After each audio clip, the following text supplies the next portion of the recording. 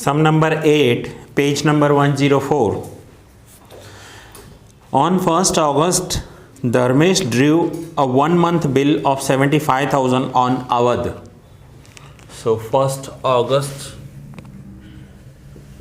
16, धर्मेश ने bill Drew किया है अवध के ऊपर. So bills receivable account debit to Awadh account में शॉर्ट में लिख रहा हूँ A for Awadh and D for Dharmesh. 75,000. Okay, so Awadh उसके लिए क्या एंट्री करेगा?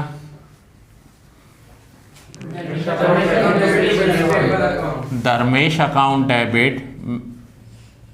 D फॉर धर्मेश आपको पूरा लिखना है. Dharmesh account debit to bills payable account 75,000. Date 1st अगस्त. अब 1st अगस्त एंड 1 मंथ है तो मैच्योरिटी डेट क्या होगी? 4th सितंबर. 1 मंथ है, 1st अगस्त में 1 मंथ ऐड करेंगे तो 1st सितंबर प्लस 3 डेज ग्रेस के तो 4th September. Dharmesh send this bill for collection through bank. अब धर्मेश कलेक्शन के लिए बैंक में भेज रहा है 28th अगस्त. सो धर्मेश एंट्री करेगा 28th August 16 bill sent for collection through bank account debit 75,000 to bills receivable account 75,000. और 28th अगस्त के लिए अवध क्या एंट्री करेगा? नो एंट्री, क्योंकि ये ट्रांजैक्शन बैंक और धर्मेश के बीच में हुआ है. The bill was dishonoured on maturity date. अब बिल बैंक के पास है और डिसऑनर कर दिया. The bank debited the amount including noting charge 375 and bank commission 225 to Dharmesh account. अब बैंक तो नोटिंग करवाएगी ना उसको, क्योंकि कल की अवध बोले आया ही नहीं है बैंक में से कोई कॉल लेने के लिए, पैसा ही लेने नहीं आया है तो बैंक नोटिंग भी करवाएगी. और साथ में पैसा मिले या ना मिले बैंक का कमीशन तो लगने वाला है, क्योंकि बैंक ने बिल भेजा, कलेक्शन का काम किया. सो बैंक ने क्या किया है? Noting charges 375 and bank commission 225 Dharmesh के अकाउंट में डेबिट कर दिया है. अब बाद में क्या हुआ है? On 25 September Avadh paid the entire amount payable to Dharmesh by cheque. Pass necessary journal entries in the books of Dharmesh and Avadh. अब पहले तो हमें जो रिटर्न हुआ है उसकी एंट्री करनी है. सो मैच्योरिटी डेट कौन सी है? 4th September 16. Bills payable account debit to Dharmesh account. Bills payable account debit 75,000.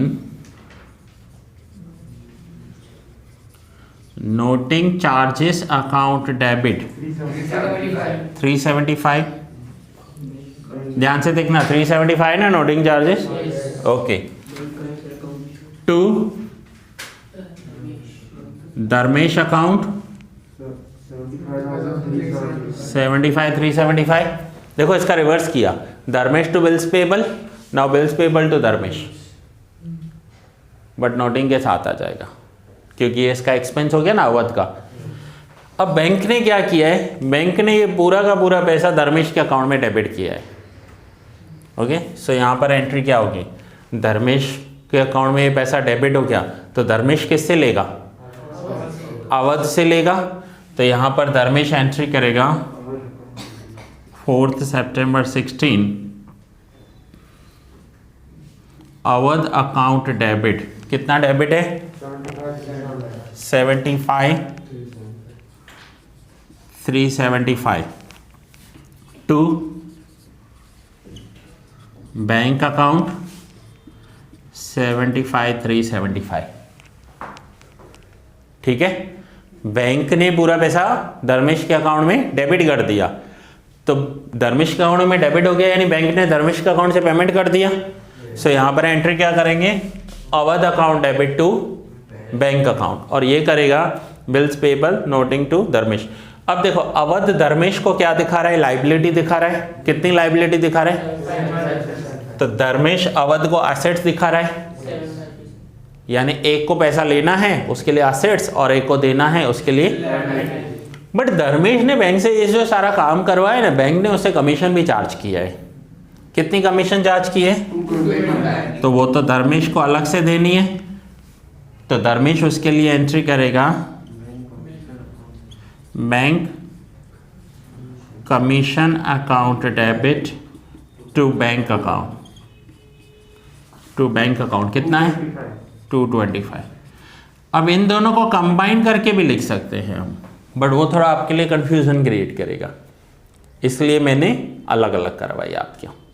ठीक है, बैंक कमीशन धर्मेश से चार्ज करेगी, वो अवध नहीं देगा उसको, क्योंकि धर्मेश को खुद आना चाहिए पैसा लेने। धर्मेश बैंक की फैसिलिटी एक्वायर कर रहा है, तो वो जो फैसिलिटी ले रहा है उसका चार्जेस धर्मेश पे करेगा।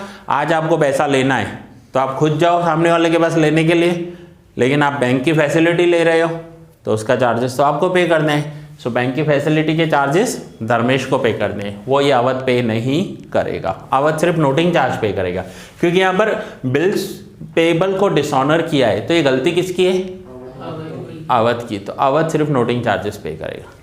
ठीक है, अब 25 सितंबर को अवध ने पेमेंट कर दिया है पूरा।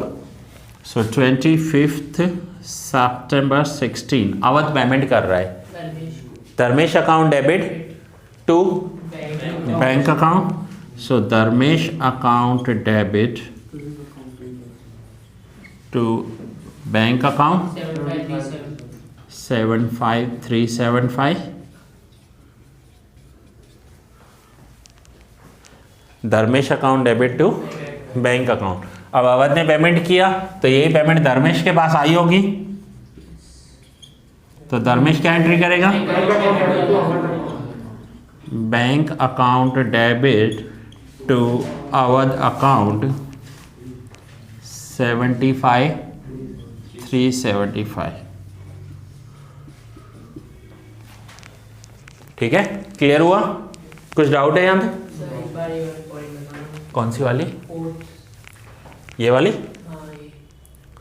चलो, बी आर, पहले यहाँ बी आर आया, इन्होंने बी आर बैंक को दिया। अब ये बी आर डिसऑनर हो गया, तो डिसऑनर हो गया तो बैंक किससे लेगी ये पैसा, तो बैंक ने धर्मेश के अकाउंट में डेबिट कर दिया। तो धर्मेश ये समझेगा कि उसने अवध को पेमेंट किया है, उधार दिया है ये पैसा। So Awadh account debit to bank account, क्योंकि बैंक से पैसा चला गया और किसके रीजन से गया, तो बाद में अवध दे रहा है ना, bank account debit to Awadh account. और चार्जेस जो नोटिंग चार्जेस हैं वो लेगा अवध से, लेकिन बैंक कमीशन अवध से नहीं लेंगे। बैंक कमीशन तो धर्मेश को पे करना है। समझो आपको रेलवे टिकट निकलवाना है, तो आपको उसके लिए फॉर्म फिल करना है। आप रेलवे स्टेशन पर जाओ, वहाँ क्लर्क बैठा है, रेलवे का एम्प्लॉई है, आप उसे फॉर्म दो, वो आपको टिकट देगा। से एग्जाम्पल 1000 रुपीज़ की टिकट है, लेकिन आप सोच रहे हो नहीं घर बैठ के ही टिकट निकलवानी है, तो उसके लिए पोर्टल है उनका, आप पोर्टल यूज़ करोगे, पेमेंट आप ऑनलाइन करोगे, उसका 20 रुपीज़ एक्स्ट्रा चार्ज लगता है। उससे क्या होगा, आपका आना जाना बच जाएगा, टाइम बचेगा, लाइन में खड़े नहीं रहना पड़ेगा, पेट्रोल बचेगा। बट ये सारी फैसिलिटीज़ के सामने आपको घर बैठे आपके मोबाइल से, आपके लैपटॉप से टिकट निकल जाएगी, बट उसका 20 रुपीज़ चार्ज पे करना पड़ेगा। सो क्या बेस्ट लगता है आपको? सो यहाँ पर भी ऐसा ही है, अवध को खुद जाना चाहिए, धर्मेश को खुद जाना चाहिए अवध के पास पैसा लेने, लेकिन अगर वो खुद नहीं जा रहा है, बैंक की फैसिलिटी ले रहा है, तो बैंक ने 225 चार्ज किए, तो वो एक्सपेंस तो धर्मेश का ही है ना। So bank commission account debit to bank account, और ये अब जितना भी है अवध पूरा देगा, तो यहाँ अवध टू बैंक किया है, फिर बैंक टू अवध हो गया। ये दोनों एंट्रीज तो आमने सामने कैंसिल हो रही हैं, देखो हो रही है ना, तो पैसा आ गया ना, और यहाँ पर इसने पैसा पे कर दिया। ठीक है, सो कोई भी अगर फैसिलिटी के सामने कुछ चार्जेस आ रहे हैं, तो वो जो फैसिलिटी ले रहा है उसको पे करने पड़ते हैं।